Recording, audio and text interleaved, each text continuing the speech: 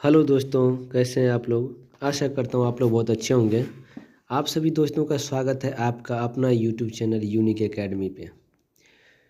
मैं राहुल कुमार। दोस्त, मैं एक इम्पोर्टेंट टॉपिक लेके आया हूँ जो शायद बहुत कम आप लोग देखते होंगे, लेकिन ये भी टॉपिक आपके लिए बहुत इम्पोर्टेंट है। इसको ज़रूर देख के जाइएगा। अगर आप नए हैं तो लाइक, सब्सक्राइब एंड शेयर दबा के कीजिए दोस्त। ठीक है, देखिए ये जो मेरा टॉपिक है दोस्त, टॉपिक में मैं बात करने जा रहा हूँ। आप लोग जानते होंगे जीन पियाजे का इंद्रिय गामक अवस्था, इसी को कहते हैं इंद्रिय जनित गामक अवस्था, इसी को कहते हैं संवेदी पेशीय अवस्था। ठीक है, इसको दोस्त छः उप अवस्थाएँ हैं। मतलब इंद्रिय जनित गामक अवस्था का 6 उप अवस्थाएँ हैं, जिसके बारे में बहुत कम चर्चा होती है, लेकिन ये आपको देख के जाना है, क्योंकि अब जो क्वेश्चन पूछा जा रहा है सीबीएसई की तरफ से, वो आपको बारीकी से पूछा जाएगा और अंदर से पूछा जाता है। ठीक है दोस्त, इसीलिए इसको आप देख के जाइए। ये 6 का 6 जो है उप अवस्था, इसके बारे में हम आज चर्चा करने वाले हैं। दूसरी बात है, इसमें क्या क्या इम्पोर्टेंट है आपको इस अवस्था का, उसके बारे में भी हम लोग बात करेंगे। ठीक है दोस्त, देख लीजिए, एक एक इम्पोर्टेंट टॉपिक है आपके लिए। चलिए अब मैं बात करता हूँ अपने टॉपिक पे। ठीक है दोस्त, देखिए दोस्त, अगर आप नए हैं तो प्लीज़ सब्सक्राइब जरूर कर दीजिए, क्योंकि आपके लिए लाया हूँ, बहुत मेहनत से बनाना पड़ता है। ठीक है दोस्त, और जितना हो सके अपने दोस्तों को शेयर जरूर कीजिए। चलिए अब पॉइंट पे मैं बात करता हूँ। देखिए इंद्रिय गामक अवस्था, ठीक है, आप लोग भी जानते हैं इंद्रिय जनित गामक कहिए, संवेदी पेशीय कहिए, ये सभी एक ही हैं।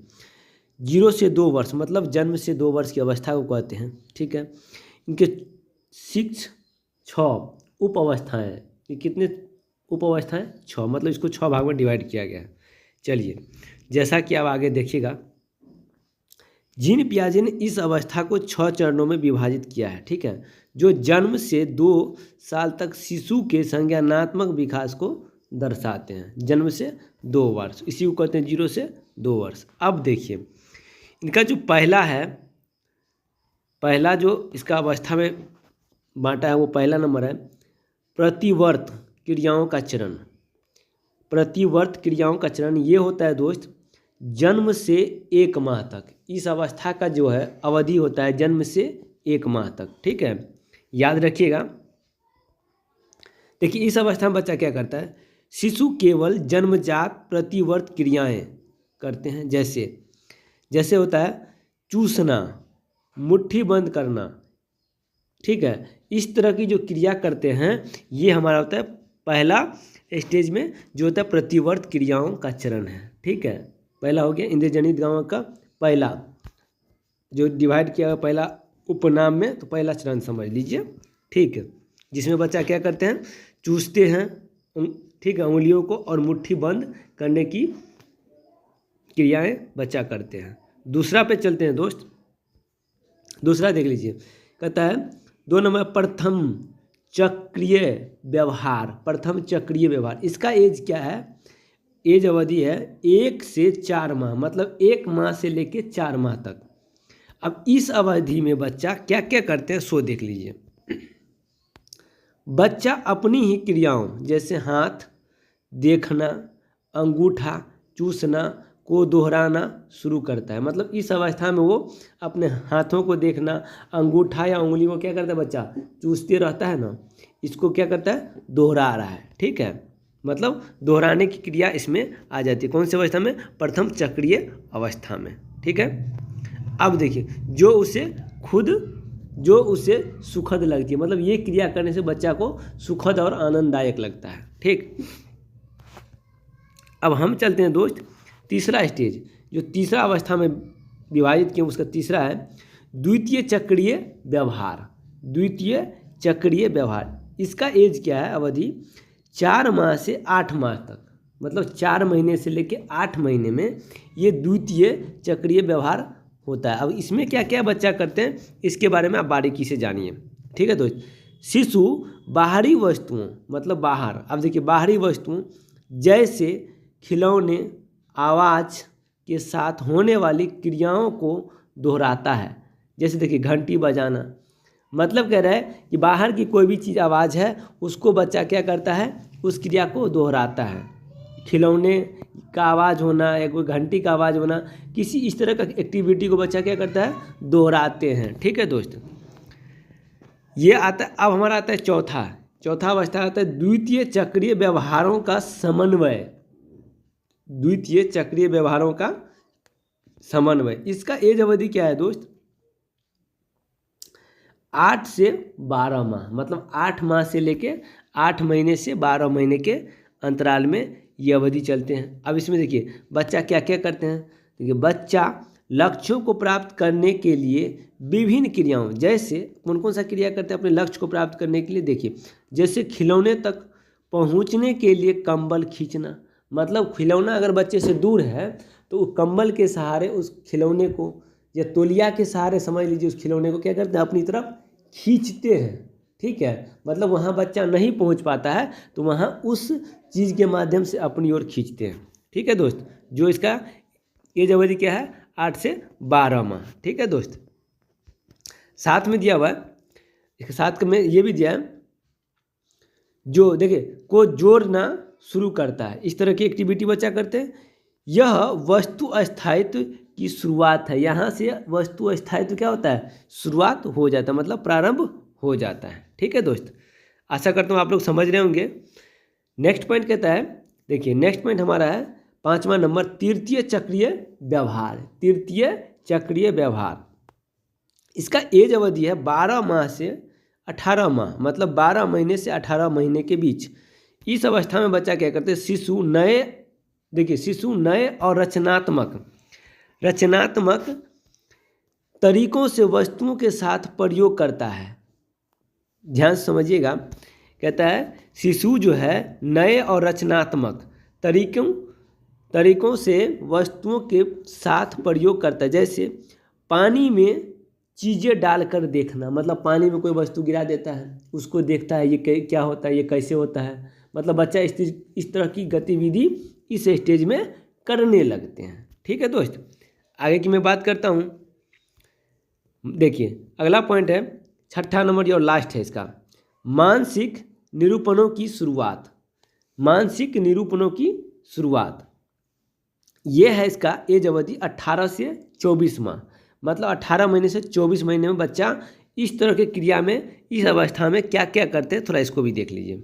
ठीक, जैसे देखिए बच्चा अनुकरण और समस्या समाधान के लिए मानसिक छवियों का उपयोग करने लगता है। अब कोई समस्या हो बच्चा को या अनुकरण बच्चा करता है तो इस तरह की छवियों का उपयोग करने लगता है। यह अवस्था अमूर्त सोच की ओर पहला कदम है। समझ रहे हैं ना, ये कह रहा है कि इस अवस्था में अमूर्त सोच की यह पहला कदम, शुरुआती पॉइंट है, प्रारंभिक बिंदु है। ठीक है दोस्त, ये देखिए 6 का 6 था ये। उसके साथ साथ इसका क्या मुख्य चीज़ है, मतलब इस अवस्था में क्या क्या बच्चा करते हैं, क्या गुण है, इस अवस्था का निचोड़ देख लीजिए। इंद्रिय जनित गामक अवस्था के मुख्य लक्षण क्या क्या हैं। इंद्रियों का उपयोग, बच्चा इस अवस्था में इंद्रिय जनित गामक अवस्था, मतलब 0 से 2 वर्ष की अवस्था में बच्चा क्या क्या क्रिया करते हैं उसके बारे में पूरा निचोड़ दिया गया है। शिशु सीखने के लिए मुख्य रूप से देखने, छूने, चूसने और सुनने जैसी संवेदी प्रेरक क्रियाओं पर निर्भर करते हैं। ठीक है, मतलब किसी भी चीज़ को देखते हैं, छूते हैं, चूसते हैं, सुनने, इस तरह की क्रिया बच्चा इस अवस्था में करते हैं। वो क्या चीज़ से, इंद्रियों के सहारे से, इंद्रियों के प्रयोग से। ठीक है, अगला पॉइंट जानते हैं आप लोग, वस्तु अस्थायित्व बहुत ही इंपॉर्टेंट है। Object permanency. ठीक है, अब ये देखिए यह इस अवस्था की सबसे महत्वपूर्ण उपलब्धि है। वस्तु अस्थायित्व इस अवस्था, किस अवस्था की, इंद्रिय जनित गामक अवस्था, जन्म से 2 वर्ष अवस्था की वस्तु अवस्था। इससे क्वेश्चन बार बार पूछते आया है। ठीक है दोस्त, जरूर देखे जाएगा। कहता है 8 से 12 महीने के आसपास विकसित होती है। देखिए विकसित होती है, इसका अर्थ है कि बच्चा यह समझने लगता है कि वस्तुएं तब भी मौजूद रहती है जब वे दिखाई नहीं देती है। जैसे खिलौना छिपाने पर उसे खोजना, सही बात है। इस अवस्था में वस्तु स्थायित्व का विकास होने लगता है। तो आप जानते हैं कि कोई चीज़ अगर हम बच्चे से छुपा कर रख देते हैं तो बच्चा इधर उधर ताक झाँक करते रहता है, किधर है किधर है, मतलब उसको लगता है क्या वस्तु इधर ही है। ठीक है, तो इस तरह की वस्तु स्थायित्व ज्ञान कहते हैं, मतलब छिपे हुए चीज़ को बच्चा क्या करता है, ढूंढने का प्रयास करता है। ठीक है, और इस अवस्था में इसका विकास होने लगता है। वो भी आपको बताए थे 8 से 12 माह के आसपास। ठीक है दोस्त, पहला। आप देखिए नेक्स्ट पॉइंट कहता है अनैच्छिक क्रियाएं से ऐच्छिक क्रियाएं की ओर बच्चा क्रिया करते हैं। जैसे शुरुआत में बच्चे मूल प्रवृत्तियां जैसे चूसना पर निर्भर होते हैं। सही बात है, चूसना, मुट्ठी बंद करना, इस तरह की क्रियाएं होते हैं ना। साथ में कहता है लेकिन धीरे धीरे वे सचेत और लक्ष्य निर्देशित व्यवहार करने लगते हैं। ठीक है, इस तरह की क्रिया धीरे धीरे बच्चा करने लगे, मतलब ऐसे समझिए बच्चा सचेत की ओर जो है लक्ष्य निर्धारित जो उसका टारगेट होता है कि ये चीज़ लेना है, तो उस तरफ बच्चा अग्रसर होने लगते हैं। ठीक है, इस तरह की व्यवहार करने लगते हैं। अनुकरण में देखिए, ये अनुकरण भी इस अवस्था में क्या रहता है, बच्चे दूसरों को देखकर व्यवहार की नकल करना शुरू कर देते हैं। बच्चे दूसरों को देखकर व्यवहार, मतलब दूसरे को देखता है उसका नकल करना, वही चीज़ बच्चा करने लगता है। जैसे आप लिखिएगा तो बच्चा भी पेन लेके लिखेगा, आप मान लीजिए खेलिएगा तो बच्चा भी आपके साथ खेलेगा, इस तरह की नकल बच्चा करने लगते हैं। ठीक है, इसी को कहते हैं अनुकरण। नेक्स्ट आता है दोस्त आत्म अभिज्ञता। ठीक है, बच्चा यह महसूस करने लगता है कि, ध्यान सुनिएगा, बच्चा यह महसूस करने लगता है कि वह स्वयं अपने आसपास के लोगों और वस्तुओं से अलग है। ठीक है, इस चीज़ को बच्चा महसूस करने लगता है, किसमें, वो समझते हैं कि हम सभी से अलग हैं। किस अवस्था में इस चीज़ को महसूस करते हैं, इंद्रजनित गामक अवस्था में। याद रखिएगा, ये सब पॉइंट आपके लिए बहुत इंपॉर्टेंट है। ठीक है, लक्ष्य उन्मुख व्यवहार, देखिए ये भी इनका लक्षण है इंद्रजनित गामक का। वे कार्यों को बार बार दोहराते हैं ताकि वे देख सके कि क्या होता है। देखिए किसी भी कार्य को बच्चे बार बार दोहराते हैं ताकि वो देख सके कि क्या होता है। ठीक है, जैसे देखिए झुनझुना हिलाना ताकि आवाज़ आए, उस चीज़ को बार बार बच्चा क्या करता है, करने लगता है। इस तरह के बच्चा का ये सब लक्षण है। ठीक है दोस्त, इस अवस्था में बच्चा अपने माता पिता पर भी क्या रहते हैं, आश्रित रहते हैं। ये सब आप जो है ध्यान से देख लीजिएगा दोस्त, बहुत इंपॉर्टेंट पॉइंट है, इतना बारीकी से कोई नहीं बताया होगा।